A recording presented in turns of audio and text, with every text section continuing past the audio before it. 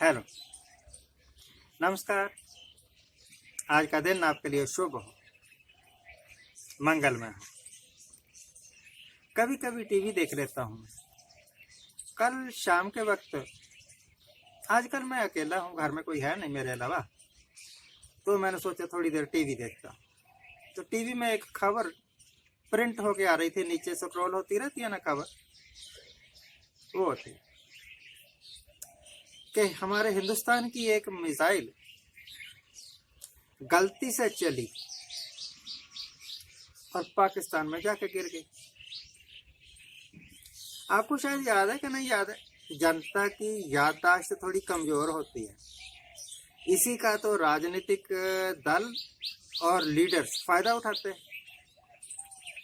वो समझ जाते हैं कि जो हमने पिछली बार कहा था वो ये भूल चुके। तो जिस वक्त लास्ट टाइम इन्होंने इलेक्शन जीतने के लिए सर्जिकल स्ट्राइक किया था, पता नहीं उस सर्जिकल स्ट्राइक की जरूरत भी थी या नहीं थी, या हो सकता है मिलिट्री का ये पैटर्न रहा हो कि चुप नहीं बैठना, जोर आजमाइश करते रहो। मिलिट्री वाले हैं भैया, कर सकते हैं। जब इन्होंने सर्जिकल स्ट्राइक किया था उन दिनों की बात है, उन दिनों की नहीं, उसी दौरान की बात है। हमारी एक अपनी गलती हुई और हमने अपना ही एक हेलीकॉप्टर, जो कि बहुत महंगा था, सामान ढोने वाला हेलीकॉप्टर था, सामान मिलिट्री का सामान ढोने के लिए प्रयोग किए जाते हैं ना जो बड़े बड़े हेलीकॉप्टर, वो था। हमने अपने ही हेलीकॉप्टर को अपने ही देश की सरहद में गिरा लिया था। सर्जिकल स्ट्राइक की बहुत बातें हुई और उसका फायदा भी हुआ भाई। आतंकवाद बिल्कुल खत्म हो गया कश्मीर से, और उसके बाद पाकिस्तान ने कोई बेहुदा हरकत भी नहीं की। अब भी पाकिस्तान इतना डरा हुआ है बेचारा, थर थर कांप रहा है। हमने एक मिसाइल भी फेंक दी, उधर फेंक नहीं दी, गलती से चली गई, पर उन्होंने कुछ नहीं कहा, चुप बैठे रहे। जिस तरह हम चुप बैठे रहे चाइना एग्रेशन के टाइम में, जो चाइना ने हमारे बंदे भी मार दिए 20-25 और जगह भी हड़प गया, तो हम कोई बोले थोड़ा। तो इंटरनेशनल राजनीति में ये सारा कुछ मैनेज करना पड़ता है, तो पाकिस्तान भी कर रहा होगा। अरे भाई, जिस वक्त आपने सर्जिकल स्ट्राइक किया था उस वक्त भी गलती हो गई थी, अपने ही जहाज को अपने ही मिसाइल के द्वारा मार गिराया, और अब तो कोई सर्जिकल स्ट्राइक भी नहीं था, अब भी आपकी मिसाइल अपने आप ही चल गई। आपको पता है हिंदुस्तान के पास एटॉमिक एनर्जी भी है, शायद एटॉमिक एनर्जी एटॉमिक बम भी होंगे। अगर उनकी मिसमैनेजमेंट इस तरह हो गई तब क्या होगा?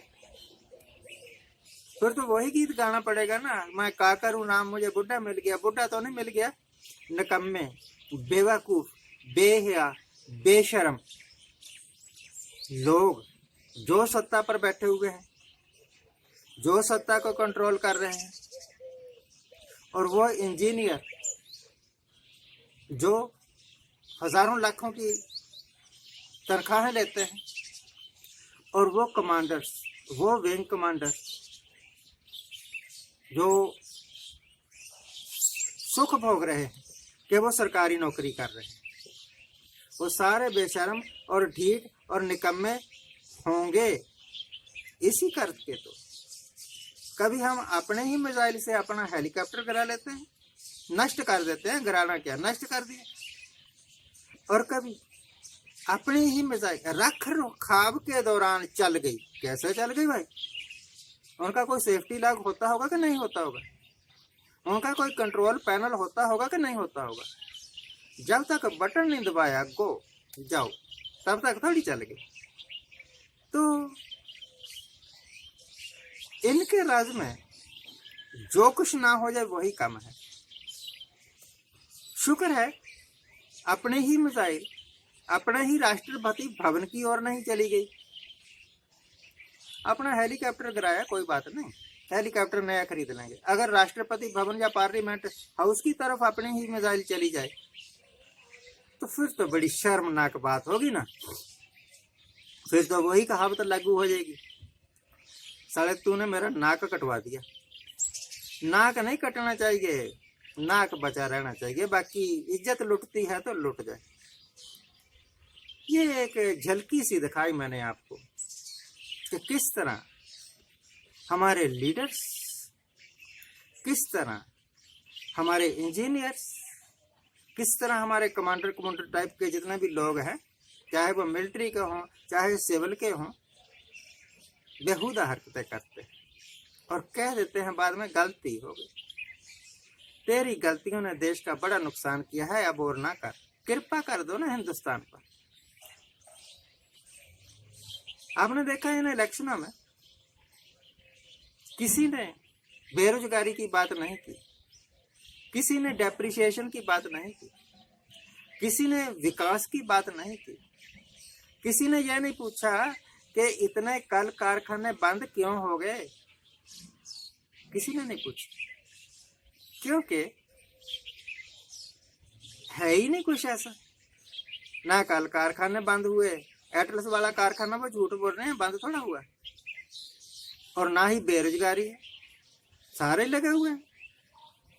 बस 5 किलो अनाज देते रहो और वोटें लेते रहो, इतना ही है। अब यूपी के मतलब सारे हिंदुस्तान को, पंजाब को छोड़ के कोई हक नहीं है कि वो जल से जुलूस निकाले नौकरियों के वास्ते, या फिर क्या बोलते हैं मुजाहरे करें, प्रदर्शन करें बेरोजगारी के विरुद्ध, गरीबी के विरुद्ध, क्योंकि उन्होंने चुना ही है भूख, उन्होंने चुना ही है बीमारी, उन्होंने चुना ही है सारा वो कुछ जो चाहिए तो, परंतु उन्होंने इग्नोर कर दी।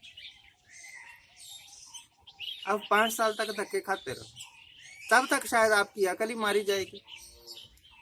पंजाब ने कुछ और चुना है, पंजाब का भविष्य कुछ और होने वाला है। मेरा पंजाब के वासियों के वास्ते गुड लक भी है और बधाई भी।